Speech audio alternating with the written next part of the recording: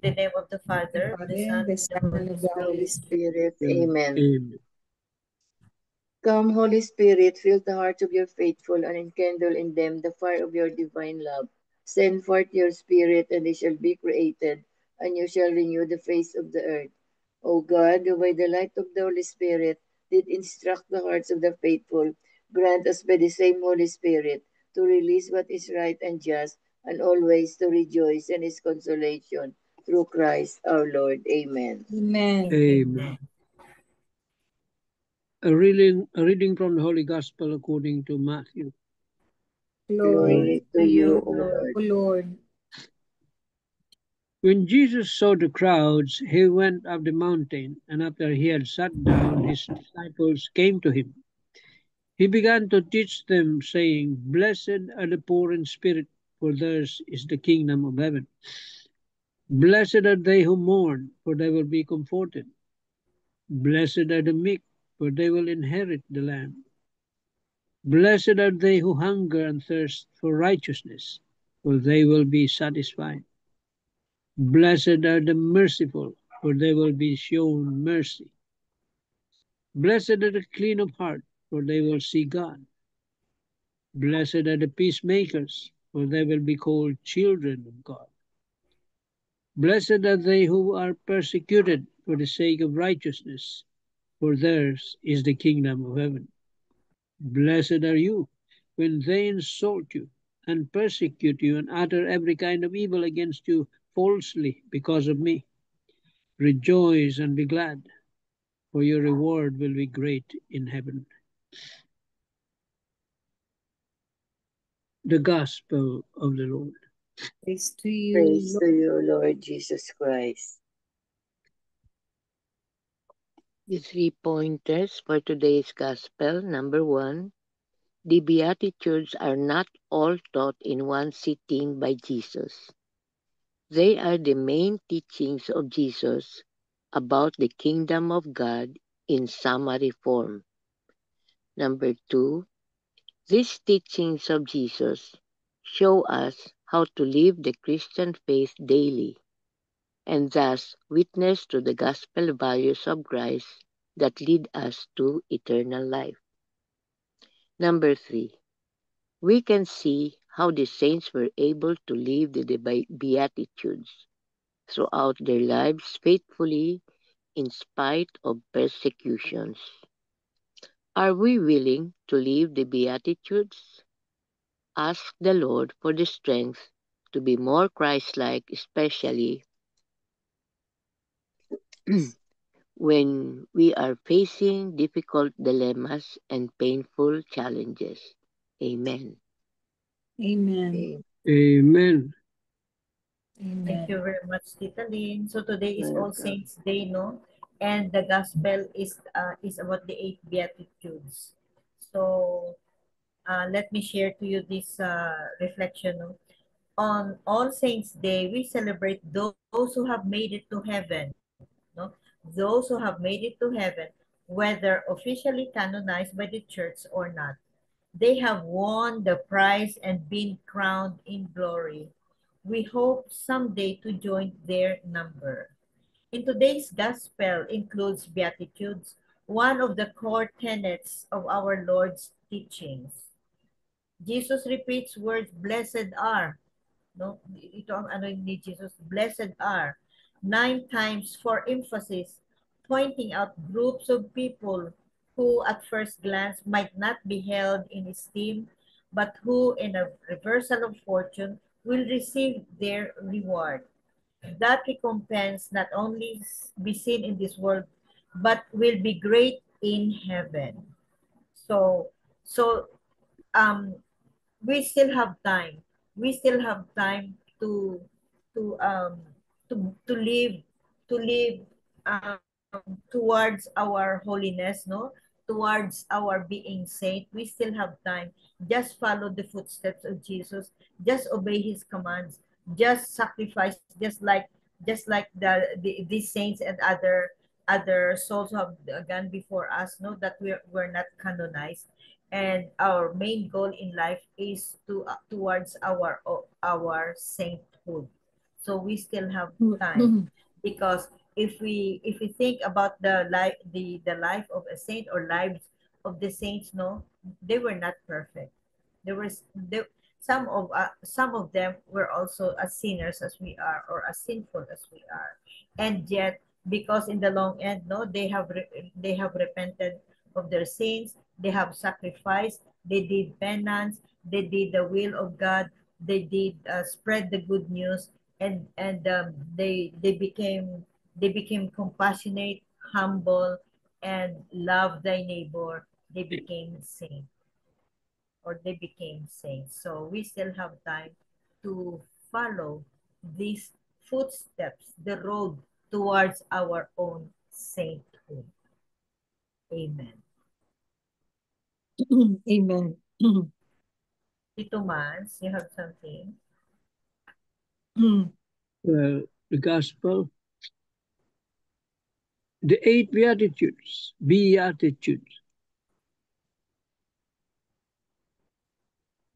Jesus addressed these beatitudes to his disciples, to the apostles, and those who follow him. These beatitudes are a guide. They are a guide, eh, for a good Christian living, sabi nga dito. These teachings of Jesus show us how to live the Christian faith, dito sa 3 pointers, daily, and thus witness to the gospel values of Christ that lead us to eternal life. Yeah. They are guides for us. Kaya meron na tayong guide. How? Because all of us are called to be holy. We are all called to be saints. See? That is our calling, to be holy and to be saints. There is no other way.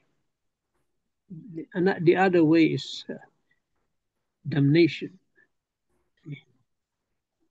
Now, it's up to you to choose where you want to go. But these beatitudes are guide for us, for every Christian, every Catholics, or every Christian who follows Jesus as disciples. It also mentions here the saints, no? They are our intercessors. See? They intercede for us. Kaya we pray to the saints, di ba? Nagdasal tayo for intercession. And the greatest of all the saints is Mary. They are what we call the church triumphant, those who have gone to heaven. Church triumphant. They see God face to face, that beatific vision. See?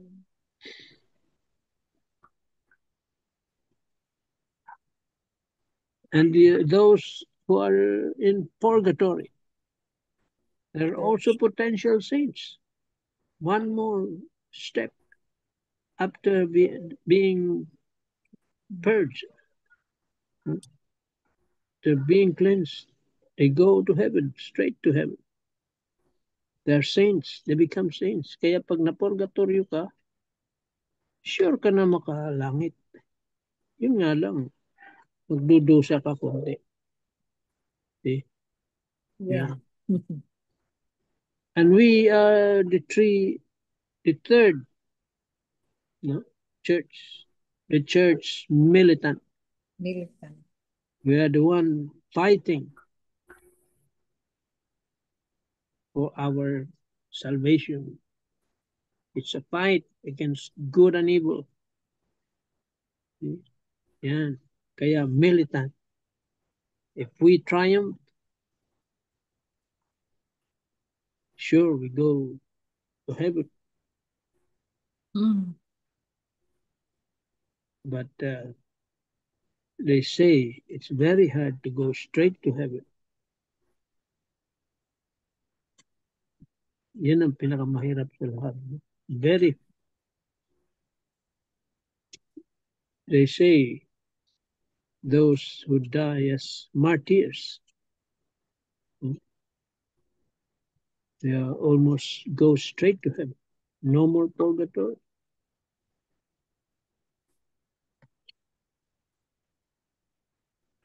But martyrdom is Their given ultimate. to us. No?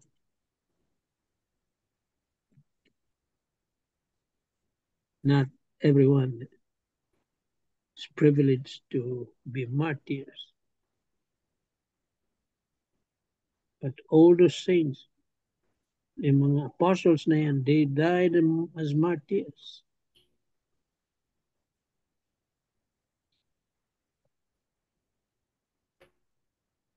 And the reward is heaven. And that is what we are aspiring for. Heaven. That is our home. But it's not easy. We have to fight. Malaking pagdadaanan natin, mahirap ang daan punta doon. Makipot ang daan.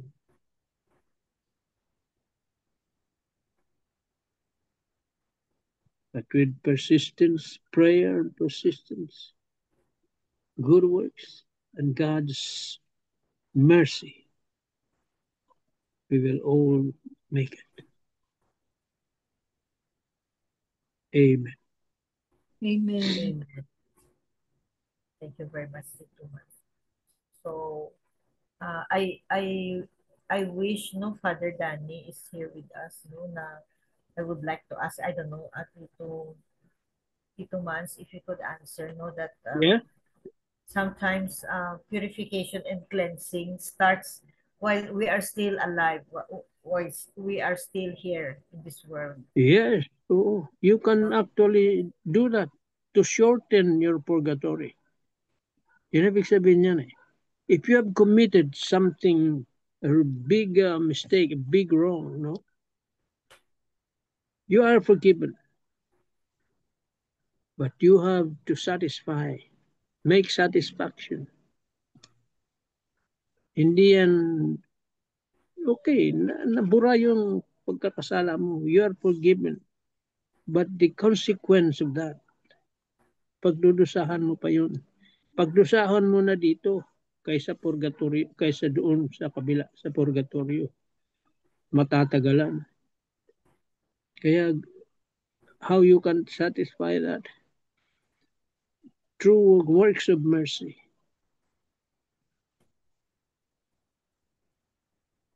Good deeds. Maraming, yes. There are many ways. Prayers. And maybe we offer our sacrifices and trials. Yes. No, to them. Sacrifices and all that.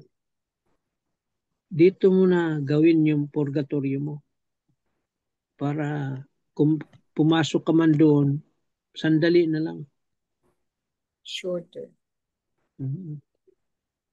Kasi mga nagawa nating kasalanan, mga kasalanang mabibigat, no?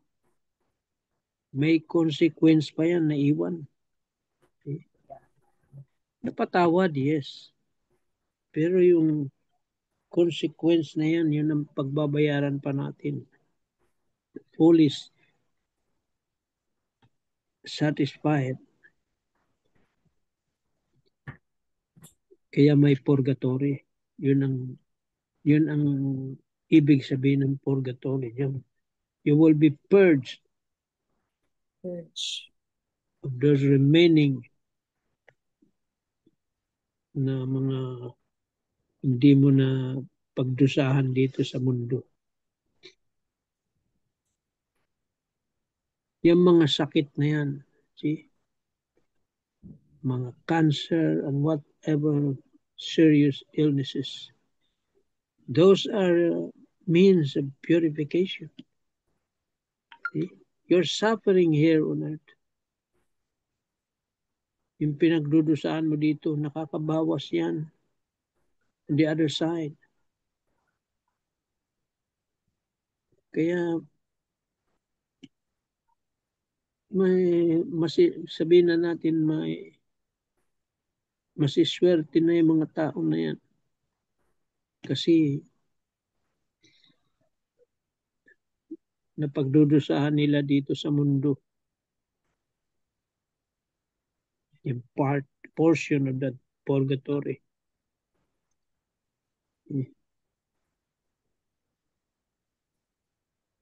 Kaya napapansin ko nga yung mga nagkakasala na mabibigat. Nagkakasakit ng mabibigat din. So, parang kuan yan. Scary naman yan. Panabla. 6 months. Yeah. Panabla. Ika nga. Oo, ganun yan.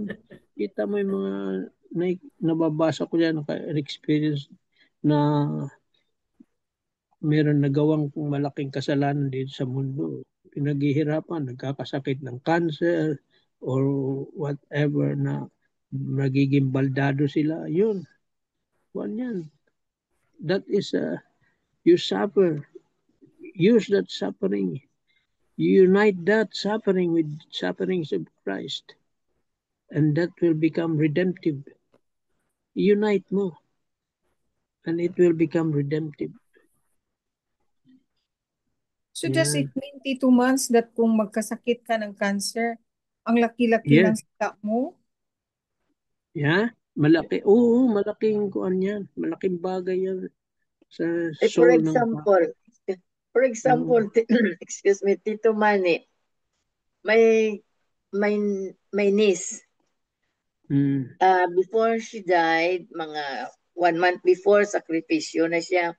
Pero confess na anoint na lahat-lahat.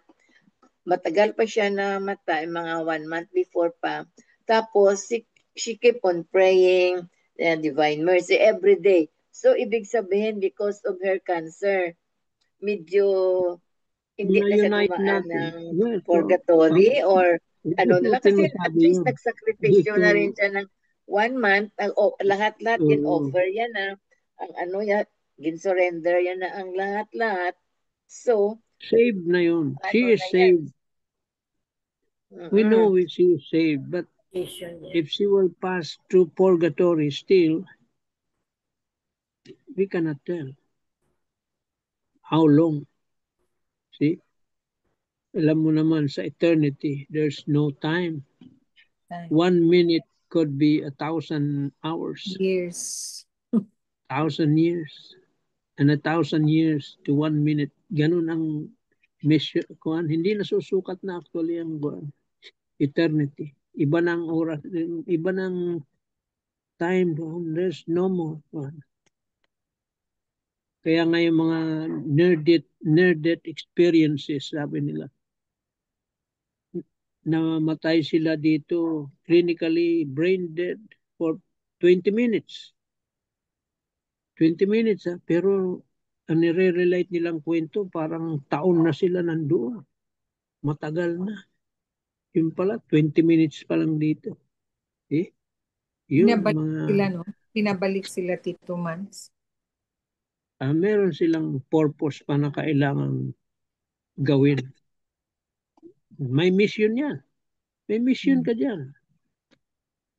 Pag pinabalik ka na you die, then you revive, na-survive ka, bumalik ka, may mission lagi yan. Gampanan mo. And probably your purgatory, kung pupunta ka pa sa purgatory, maiksi na. Kasi parang merong nababasa ko dyan, parang meron silang dapat i-correct. Ihayag nila sa mundo na dapat gitong gawin, ganito, gano'n. May mission . Hindi ibig sabihin na nabuhay ka ulit, swerte. Hindi swerte yun. Meron kang gogampanan. May mission na gagawin. Ngayon, habang tayo buhay pa, nandito pa. Well, lahat naman tayo nagkasala. Mabibigat, gawin natin, satisfy natin kung ano man pagkukulang na yan para kung di man tayo makadirekta sa heaven, ma-shorten man lang. You have to be very pure. Oo, ma-shorten man lang. Imbes na mga nababasa ko nga, parang until the end of the world, sila doon. Naku, until the end of the world, kailan matatapos ang mundo? Di ang tagal nun. Di kung nasa init ka pa, wala. Wala naman aircon doon eh. Init doon. Nababasa ko nga yung init daw doon. Almost the same as the heat in hell. Can imagine na. May nababasa din akong stages sa purgatory. Yung iba-ibang stage. Halimbawa, bata ka. Yan. Siguro nasa ibang level ka. Iba-ibang level. Ika nga sabi nila. Iwan ko kung totoo ha.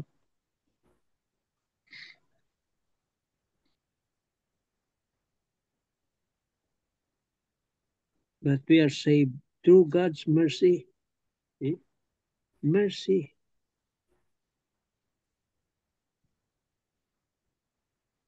Kaya pag oras mo na, always remember the name of Jesus. Jesus, save us. Save me. Have mercy. Yan. Huwag mong kalimutan banggitin yun.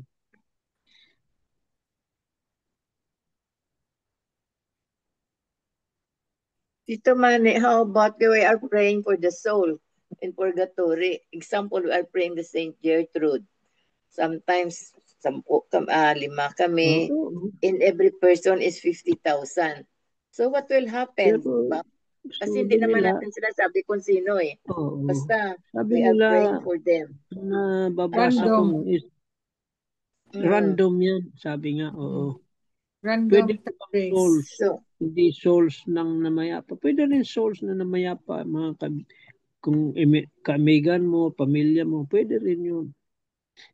Our prayers sa mga parents, ganyan, relatives and friends. They're applied, so, sabi nga nila. Pwede sila mauna ang ilang to all the souls. Oo. Ma-apply yan to all the souls. Now, kung yung mga soul na yan, hindi mo man kilala ka nun. Kilala ka nun. Iba sila eh. Iba na eh. Pagdadasal ka din naman pag nakalibre na sila puntang heaven. Pag sila na ngayon. Kasi as of now, sabi nga, they cannot pray for themselves. They need our prayers. But when they go to heaven after the suffering, they will pray for us. They will pray for you. They will pray for us. Yung mga nagdadasal sa kanila. Alam nila yun eh. Sabi nga. Sila na yung church triumphant, no, Tito Mans? Alin? Sila na yung church triumphant. Yes, oo. Sila yung church triumphant. Kaya napakahirap pumuntang heaven. Makipot nga, sabi nga sa Biblia eh. Narrow gate. Narrow door. Narrow gate. And, Narrow gate. Pag nasa heaven, Sister Bell, Brother Manny, do we have to, when we are praying for our loved ones, do we have to mention the names? Kailangan i-mention? Dapat to. Mention na.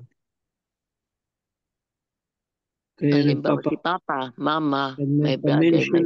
Kung napamisa tayo, we have to write the names. Alam na ng Diyos.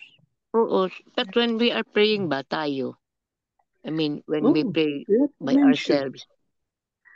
Mention the names. We mention. Names lang. Hindi mo kailangan apelyido. No more family name. Just the names.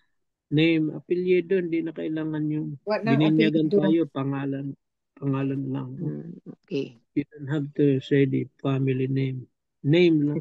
Ako Yun usually, ang nakasulat. Sister Bel, ko minsan, for papa, for mama, yung ganun ako ba? Yun naman, pwede naman yun, Talin. Pwede Pwede yun. naman siguro.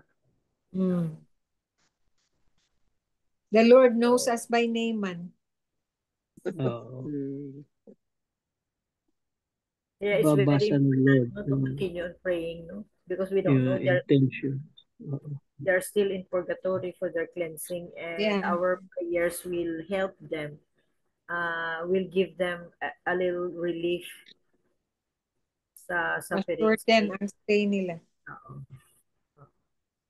And we know about the promise of Jesus, no? If we pray the chaplet of Saint Gertrude, no?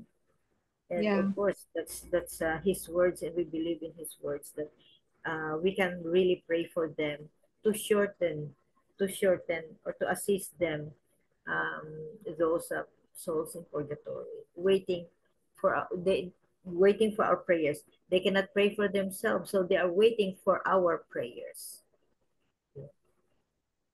So, ang discussion natin is for tomorrow na about All Souls Day, no? But All it's Souls. really connected sa All Saints Day May natin. connection. May connection. Nasa creed yan eh. We have a connection between the saints. Forgiveness of sin, the resurrection of body. Ano ba yun nandoon sa creed? Apostles' Creed. Communion of saints. The communion of saints. Communion of saints. Communion of saints. Yeah. Communion of saints. Amen. Wow. Amen. Thank you very much, Tito Manny, for your reflections and wisdom. Si Brother Elmer, if you remember, pinamemorize na sa atin ang Beatitudes. Yeah. Hindi natin na-memorize. Pinamemorize na yun. Yeah. So, thank you very much. Belle, you have something there? I have from Catholic scripture. In the Gospel from Matthew, Jesus presents the Beatitudes. According to Father Tito, it's like the inaugural address daw ni Jesus, ang Beatitudes. The standards of true holiness and the attitudes that please God. He teaches that blessedness comes not from wealth or power, but from humility, mercy, purity of heart, and the courage to seek peace and righteousness.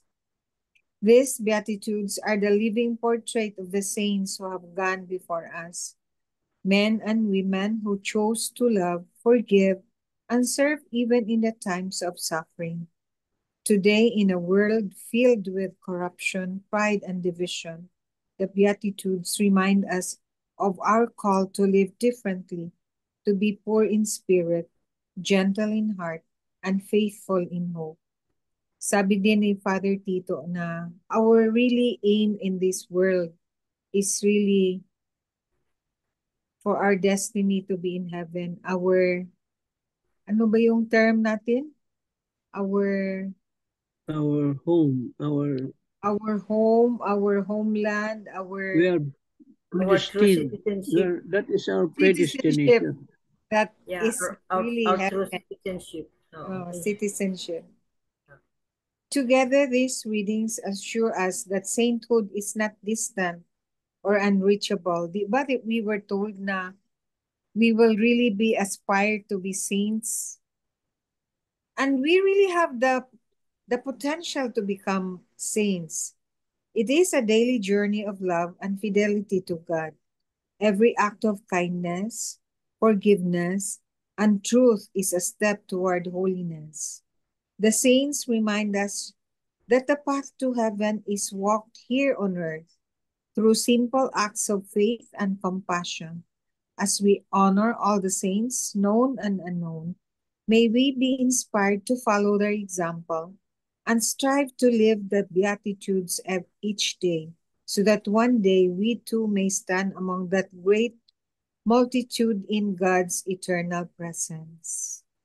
and that's heaven. That's really our aim, no? Eternal happiness, eternal life Yeah. in and we achieve that Yeah. according to Tito Manny a while ago through good deeds, through our actions, good actions, through our um, prayers, through our prayers, and really to live in God's mercy and love, compassion. Amen. Amen. Amen. Thank you, Belle. Well, So, once again, no beautiful gospel and reflections, no, and we can always apply the gospel and the words of God to our daily life. So beautiful beatitudes. The inaugural inaugural address. address, inaugural address, no, and things to follow natin to be a good Christian and to achieve eternal life. Just follow the beatitudes. Of course, the Ten Commandments and the beatitudes. So we so unlike the saints, no, unlike the saints, they're done. They are done. They're gone. Now it's our turn. Now it's our turn to fight for this and to struggle for this towards our own holiness Holiness. slash sainthood. Amen. Amen. Amen. Any word of conclusion, word of wisdom, conclusion as a Tama conclusion? yun, sinabi mo. Tama yung sinabi mo. We are church militant and we are here struggling, no? Struggling so we can attain heaven. If you have that faith and that hope, the three theological virtues, faith, hope, and love. When you're in heaven, Hope and love. no more faith, no more hope. Andun ka na eh. Only love. Faith and hope. Faith, hope, and charity. The greatest of all is charity, which is love.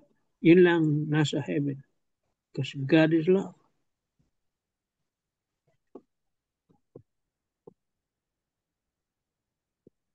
Try to read, if you have books about the lives of saints, magandang Yeah. basahin. Yeah. You will be, you can follow. Imagine, they are all sinners, great sinners in fact. Just for instance, Saint Augustine. See, how will he become saint? How did he become a saint?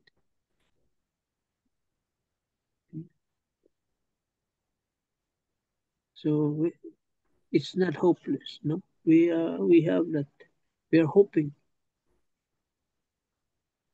We just have to follow Jesus. God is the only way.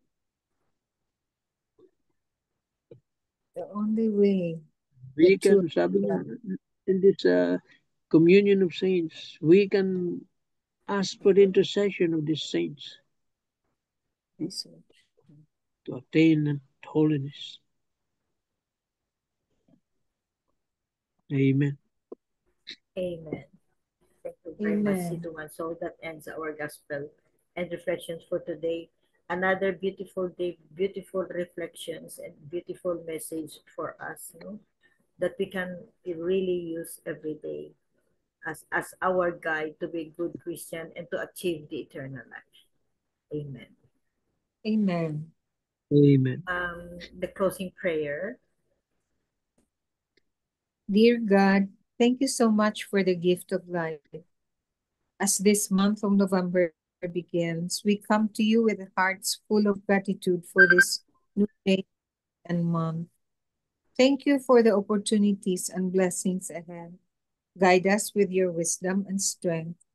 May this month be filled with joy, love, and answered prayers.